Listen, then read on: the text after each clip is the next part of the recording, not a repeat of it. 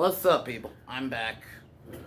I'm here to continue the Terminator movies. We're on Terminator 2. Well, not movies, just the first two. So, this one, in my opinion, I watched not long after I watched the first one. And I remember just loving it and just being like, wow, it's drastically different. Because I expected it to be almost like horror like the first one was. And no, it was very much more straight up action. Arnold was the good guy.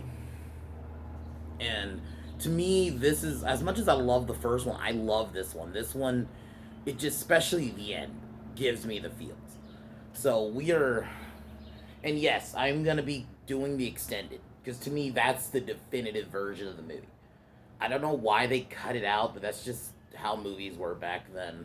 This movie came out in 1991. This came out 7 years later, and just arguably like everybody almost says this is better than the first. There's like a debate, the first one or this one, and it's such a like, oh man, it's gonna be hard. Not hard, but it's just I'm gonna be gushing this whole time because this film is fucking phenomenal.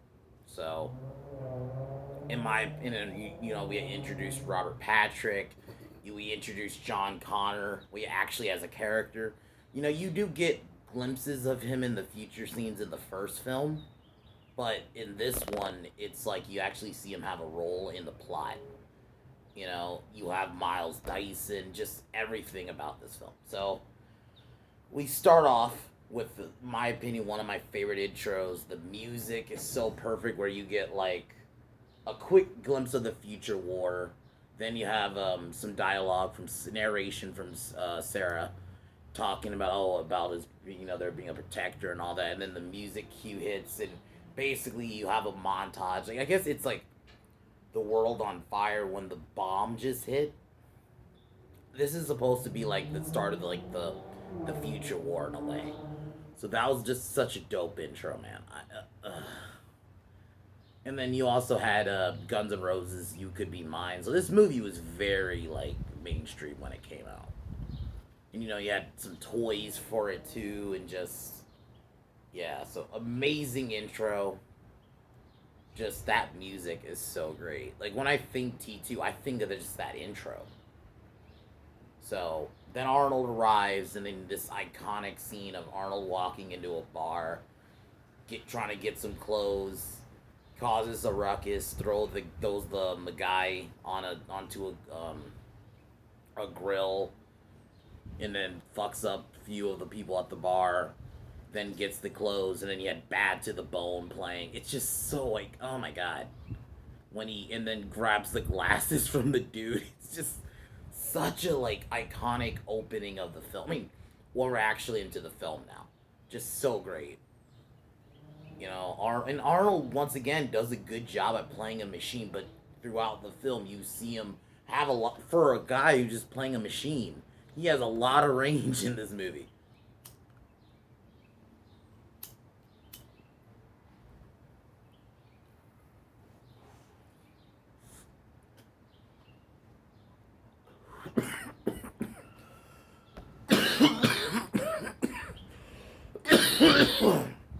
Then the T-1000 arrives, kills a cop, takes his identity, and looks for info on John Connor and the police car. And just even like I like that they have their own music. Like in obviously in the first one, like the bad term, when Arnold was the bad guy, he had that like heartbeat. But I like the T-1000's theme too, and then Arnold has his own. Then we're this is where we're introduced to John Connor, played by Edward Furlong, who in this movie is really good. Unfortunately, he had, I'm gonna say drug problems in real life, so it's probably why he didn't come back for the third one or any of the later ones besides Dark Fate, which I'm not reviewing.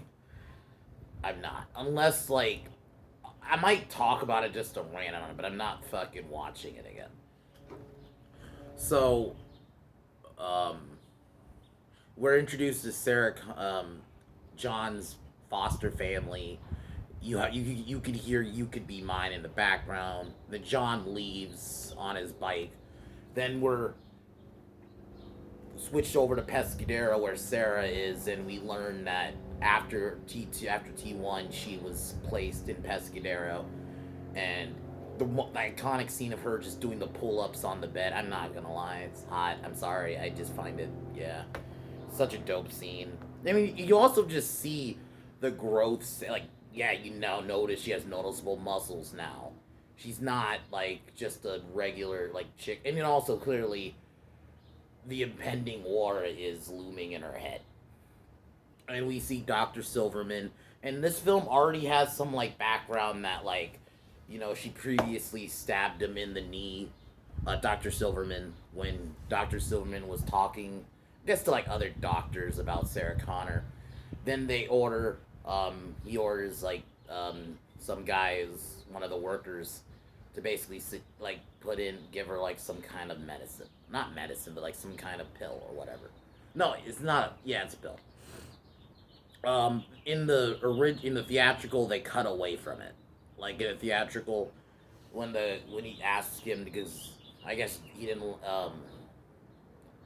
Dr. Silverman didn't like Sarah flipping her bed over. So in the theatrical, he asks the guy to do it, and then the guy says, "I'll take care of it," and then it cuts. We're not doing that version. So in this one, the scene goes on. They walk in. He has a partner. She refuses, so he hits her in the stomach with like a baton and basically forces the pill down her throat. It's really fucked up, and I don't know why. I actually don't think they should have cut it. It really showcases how like badly Sarah's treated in that facility, but maybe they just felt like for time it wasn't necessary. You needed to show it. He asked her to give her this pill, and then that's it. Whatever. So then we cut to T1000 arriving at John's foster family's house, asks for a picture, because he's posing as a cop. I think that's the thing. I like that Robert Patrick I don't remember how the movie was marketed, because obviously I wasn't born yet when this film came out. I'm wondering if they marketed it like if maybe he's the good guy because he's in a cop uniform, and it's Arnold because he was the bad guy in the previous one. No. So he gets the picture, and then we cut to John. Something his mom teached him. Basically, he is able to get money out of an ATM for free. Um, then we get a little bit of background that he stopped believing his mom, and yeah, basically just calls her crazy.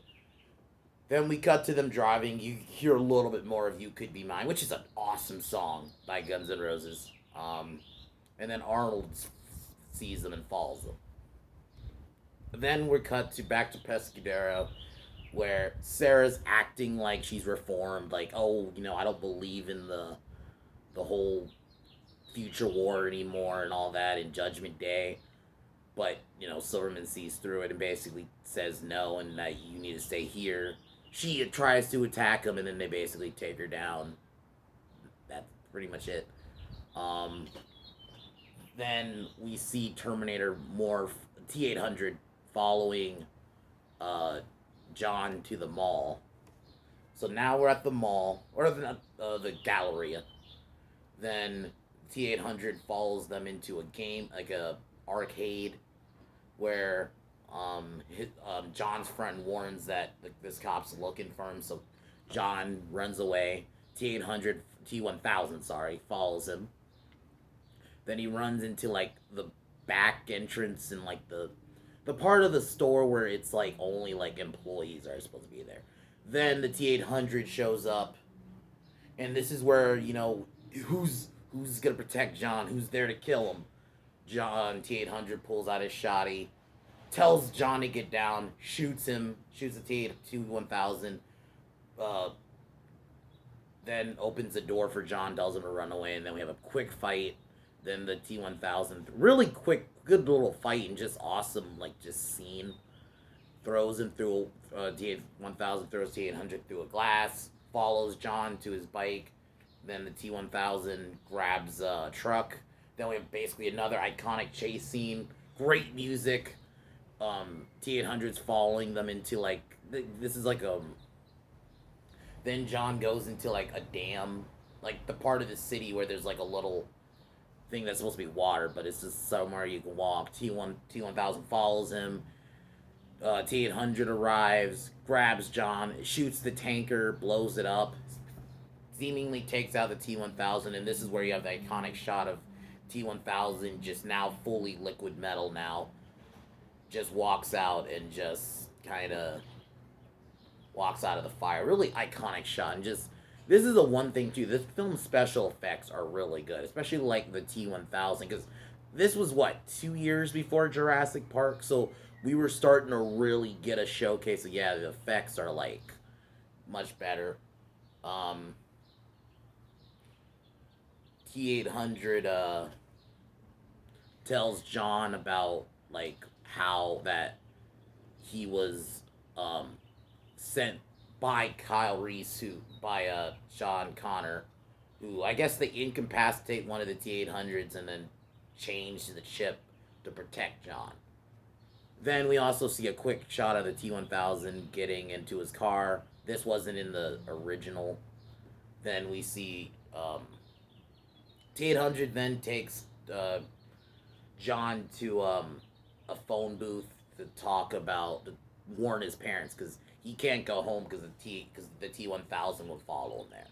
So he calls his foster family, but it turns out the T1000 already was there first, killed them, but he's posing as the mom and asks John.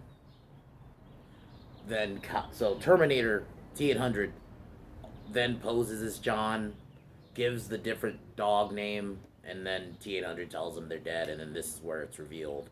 The T800 killed them, killed the dad by with the blades. I love the like showcasing of that. Then in the theatrical they cut this out. You see the T800 kill the dog, and then you don't actually see him kill the dog. You just see him like pull. I'm assuming he like probably stabbed it with one of his bladed weapons. I'm assuming, and they just didn't show it. You just saw a bloody collar. Then the T800 searches John's room, which this was cut out. Which I mean, it didn't need to be there, but to me, this is the definitive version. Then the T800 tells John about like what the T1000 is and all that, and then John's talking to T800 about his mom, and basically T800 mentions that yeah, the T1000's most likely gonna try to get your mom. Then John tries to convince the Terminator to help save his mom, but get her out of Pescadero, but he doesn't. He thinks it's a bad idea. They get into an argument, and this is where John learns that basically John can order the T800 to do stuff. Then these two guys come over because John was screaming initially. Then the he calls one of the guys calls John a dipshit, so T800 grabs him. The guy grabs T800. T800's about to shoot the guy, but then John tells him to leave, and then tells the T800 you can't kill anymore. So this is where just the dynamic between the two, John and T800 in this movie, is fucking beautiful. Especially when we get to like when John changes the chip, which I really, when I get to that scene, hate that they cut. I really don't know why they cut it. This is the biggest cut. I'm like, why did you cut that?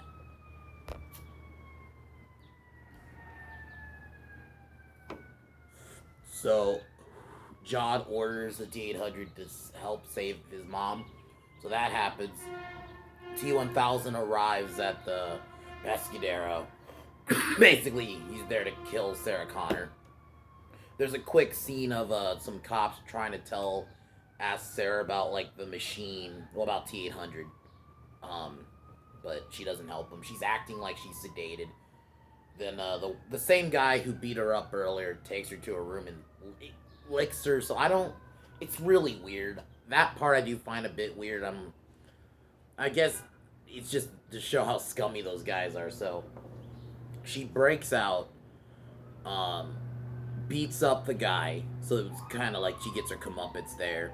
Then the T800s basically going around, T1000, sorry, is going around looking for Sarah.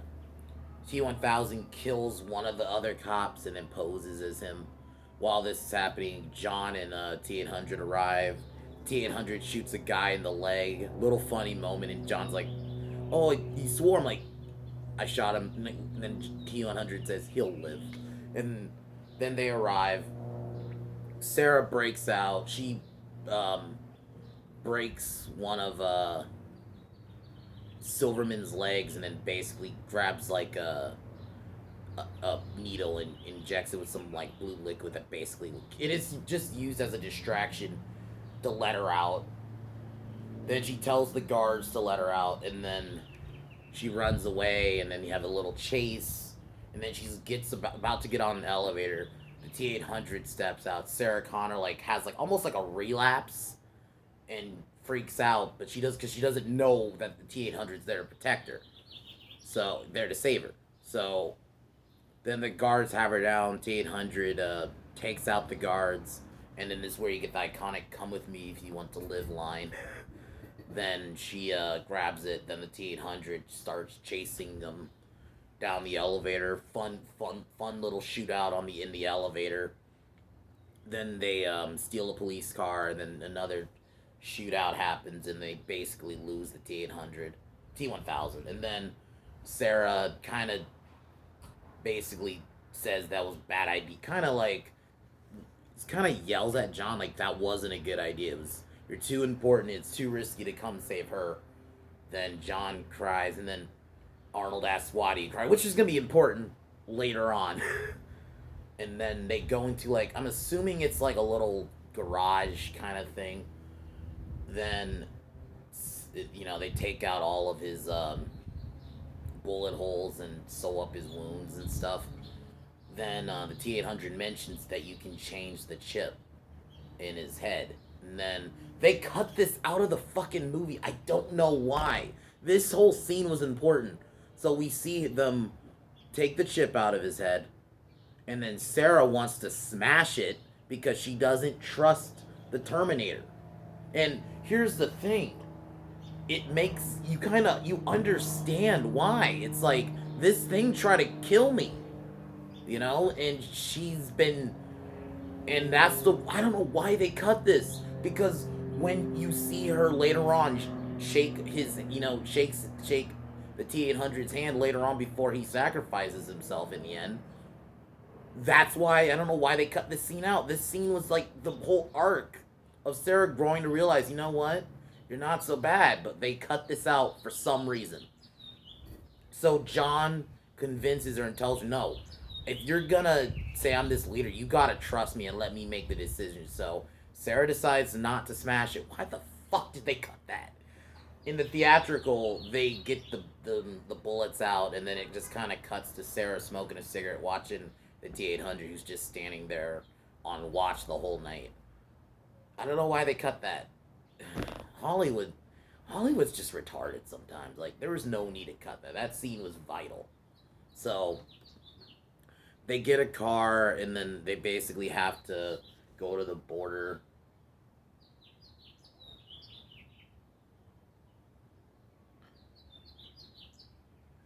So this, and then we get basically a scene of Terminator T-800 describing like the whole Skynet, and this is where we learn of Miles Bennett, Miles Dyson, and this is where we cut in the theatrical. This is cut out this is where we cut to him and his family, which I can understand. It wasn't really needed, honestly, but I can also say it was kind of needed because it does give you like this character before she just attacks him at his house. It does give you a little quick intro. This dude has a family and is working on this thing.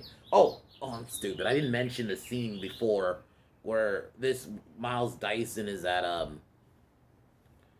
Cyberdyne, and we get the hint of the chip, and then the hand of the old Terminator from the first film. So I should have mentioned that scene. I don't know why I didn't. So that happens, and then they go to a gas station and they go get food, and then T-800 tells Sarah about the whole Skynet and all that. Then Sarah takes them to an old friend of hers in an old friend and plans to flee to Mexico, and this is where me introduced Enrique. Fun little scene. They say this is Uncle called T-800 Uncle Bob. Funny little interaction. Then they're getting weapons loaded, and you have more connection. Just scenes with T-800 and John. Really, just good little. This isn't just like a action film. This is just a fun little, because John, is that bad like stepfathers and all that, and because his real dad Kyle Reese died, so T-800 is like a father figure to John, and it just watching this movie it just makes me like, why is Hollywood so against fathers now? So fun little moment, and then Sarah's even noticing, and this is where you get her little narration about the machine is the one that stepped up, and she's starting to realize, what, maybe this isn't just a machine that wants to kill. He actually cares for John and just all that. And you can start realizing the T-800's learning other things like smiling, not making jokes necessarily, but he's not just like a straight up stiff machine anymore. Then Sarah passes out, and this is where we have the scene that we saw earlier. Oh my god, there's another scene I should have mentioned that was stupid they cut, was the moment where Sarah, while, I guess this was when she was probably passed out taking that pill earlier, she has a dream about Kyle arriving. And Kyle arrives in a room and basically tells her, you gotta protect John. Why the fuck did they cut that? It was just, so it was just why would you cut that? Imagine the pop in the theater, seeing Kyle Reese again. And I think it was an important scene, too. And then this is where she goes outside and earlier, and she sees kids playing, and even herself, but they kind of cut it. But now we get the whole scene here where she's dreaming and she sees a bunch of kids playing around, even her. Everything seems normal. Then Judgment Day happens, like the nuclear bomb is dropped, and then she wakes up. So she basically gets a bunch of weapons and drives to kill Miles. Then John and T-800 race to stop her. And the T-800's even like, that might actually stop the war. But John's like, no, this is important. You can't kill.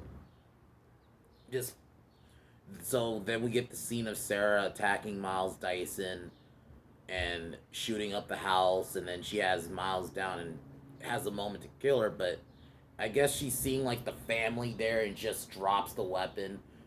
And then the T-800 and John arrive. John kind of comforts her. Really just awesome scene, because Sarah, who in this movie is capable, like unlike in the first movie, she's military trained, she knows about weapons, and she was there to kill, Miles, but she realized, what, that's not right. This kid's here, his wife's there. It's just, it's really like, you get to see like almost like a weakness that Hollywood now, you can't deal with female characters. Sarah's all badass in this, but they let her be vulnerable. In that moment, she was vulnerable. So John orders the T-800 to show them what he is. So he cuts part of his skin off, which exposes the endoskeleton arm. And then basically the T-800 tells Dyson about what is actually going to happen. So Dyson says, no, I'm going to leave the project, but that's not enough. Said, according to Sarah and T-800. So they have to go to the... So the mission is to go to the office and destroy all the evidence. So that happens. They go to the Cyberdyne, take one of the guards hostage, and they basically... But the other guard was able, finds him and calls the police. They are getting ready to detonate the office of Miles. While this is happening, I think this was cut. You see the T-800 actually arrived at Dyson's house, and you could already tell they were already burning files and everything. And then he overhears on the police radio about the location of Sarah and the machine and the T-800. So that happens. While SWAT arrives, T-800 says, I'll kind of distract them, and you have a funny little, not funny, but just, John's trying to say you swore, but T-800 says, trust me, and then basically shoots, and He doesn't kill anybody. He uses like a chain gun and just shoots the cops, kind of keeping them at bay. Then SWAT arrives. Um, they grab the Kyle. I mean, I keep saying Kyle. John grabs the. Sorry about the helicopter. John grabs the chip and the arm. Then SWAT arrives, starts shooting. They end up hitting Miles, who has the detonator, and he ends up T-800 ends up saving Sarah, who gets pinned down. Then Miles blows it up. Then the T-800 takes down SWAT, and then steals the van. Then the trio escapes. Then the T-800 follows them in a helicopter. Kind of a little callback to the first movie. Gets in, you have like the get out scene.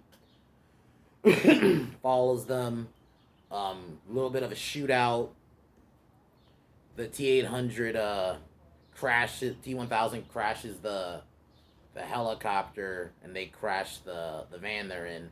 And Sarah, who ends up getting shot, they end up stealing some guy's car, and the T-1000 steals a big rig. Another chase ensues. T-800 tells Sarah to drive. T-800 shoots at T-1000, causing a crash. And they crash out of, I'm assuming it's like liquid nitrogen that they crash into, and the T-1000 seemingly dies. And then this is where you get the iconic "Hasta la vista, baby" scene. Everything seems fine, but then the T-1000 reforms. Then you have the final battle where the T-800 basically bests the T-1000. Let's be real, the T-1000 whipped Arnold's ass this whole over. And it makes sense because the T-1000 is a much more advanced,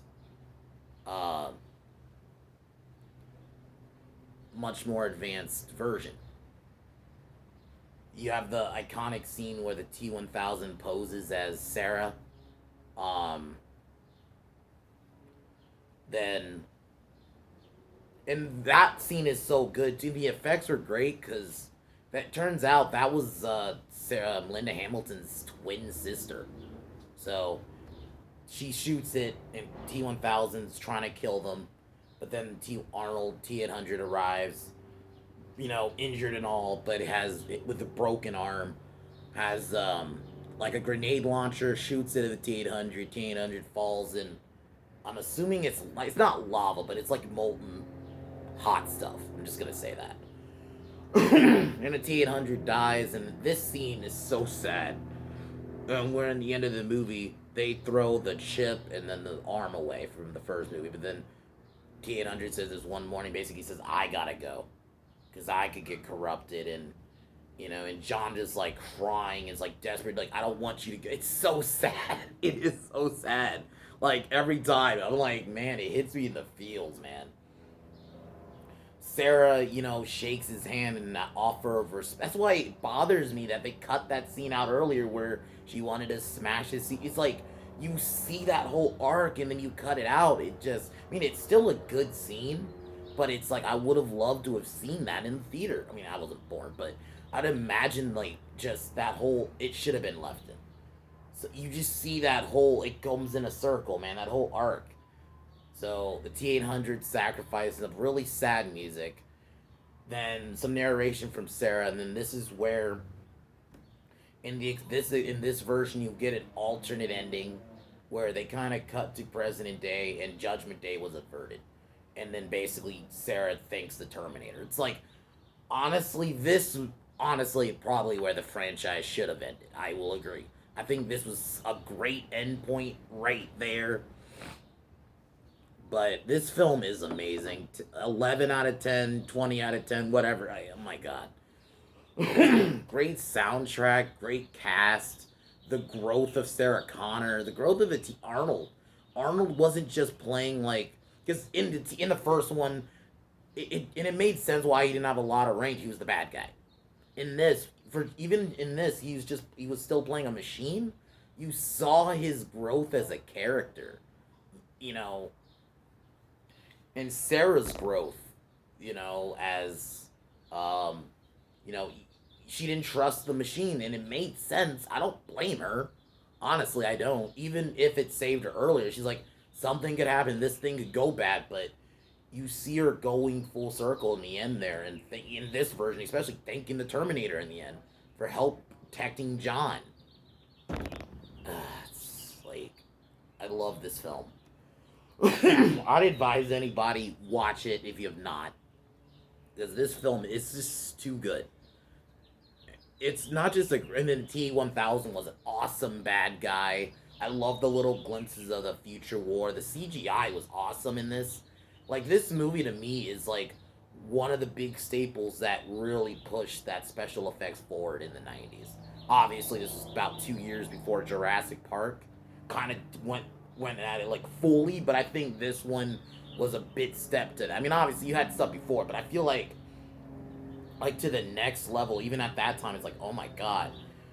Just watching it now, like some of the like the effects where like the T-1000's full on liquid metal form still look good, you know. So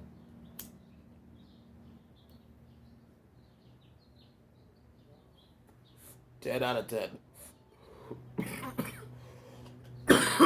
And to me, story wise,